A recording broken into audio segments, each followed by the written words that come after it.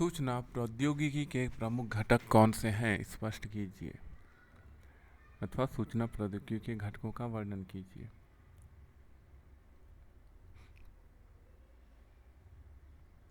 इसके उत्तर है सूचना टेक्नोलॉजी के दो प्रमुख घटक हैं, सूचना और टेक्नोलॉजी। लेकिन भारत के संदर्भ में इसका एक तीसरा घटक भी है, भाषा।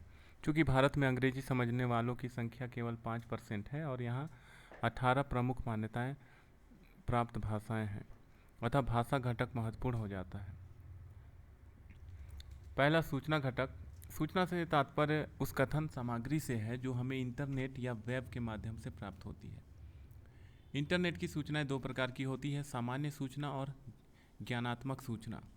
सामान्य सूचना प्रायः तात्कालिक महत्व होती है, जैसे व्यापारिक, वाणिज्यिक, व्यावसायिक, राजनीतिक, सामाजिक और व्यक्तिगत सूचनाएं। ज्ञानात्मक सूचनाओं का संबंध ज्ञान विज्ञान के विभिन्न क्षेत्रों या अनुशासनों से होता है।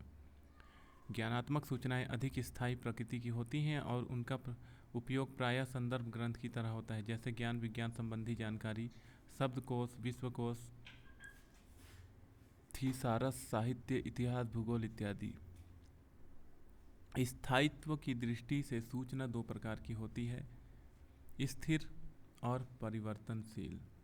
स्थिर सूचनाएं काफ़ी समय तक इंटरनेट में उसी रूप में बनी रहती है क्योंकि उसमें बार बार परिवर्तन करने की आवश्यकता नहीं पड़ती, जैसे साहित्य, ज्ञान विज्ञान, इतिहास, विश्वकोश, शब्दकोश आदि से संबंधित जानकारी। परिवर्तनशील सूचनाएं वे हैं जिन्हें हम कुछ मिनटों, घंटों, दिनों या महीनों में उद्यत करते रहते हैं, जैसे समाचार, विमान आगमन, प्रस्थान, खेल, कमेंट्री, क्रय विक्रय, विज्ञान इत्यादि। इंटरनेट में तीन पक्षों पर ध्यान देना जरूरी है: चयन, प्रस्तुतिकरण और भाषा शैली।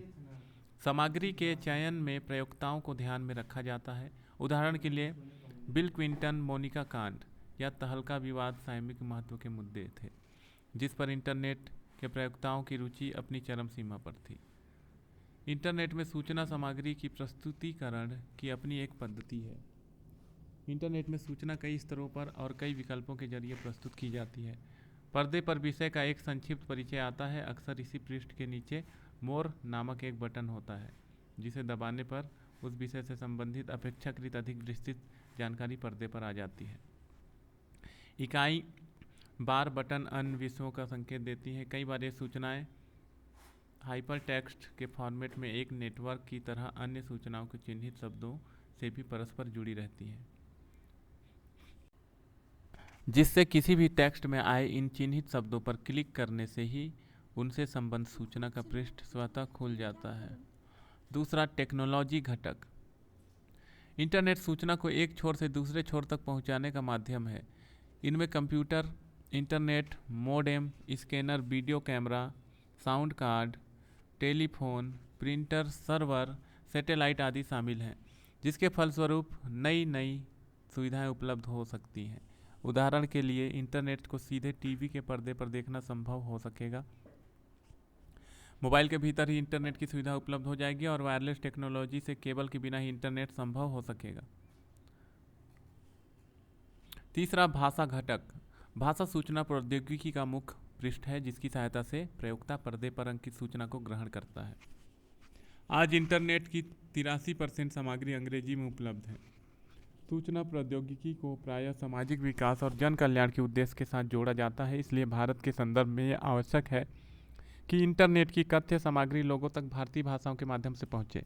इस संबंध में दो समाधानों को प्रायः उल्लेख किया जाता है: भाषा का स्थानीयकरण और टेक्नोलॉजी का विस्तारीकरण।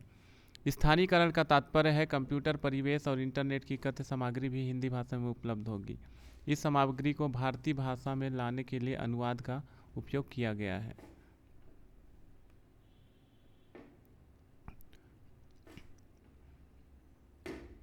तो हमने जाना सूचना प्रौद्योगिकी के प्रमुख घटक और इन घटकों का वर्णन, इनका प्रभाव और परिचय।